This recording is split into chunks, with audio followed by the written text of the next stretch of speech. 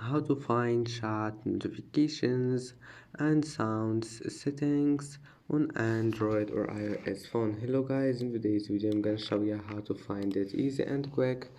First, open Truecaller. Now just select any chat you want, like Spotify, and now click these 3 points here, and after that click notifications and sound, and here you will find it. And here you can manage here you can mute notifications, and you can enable custom sound, and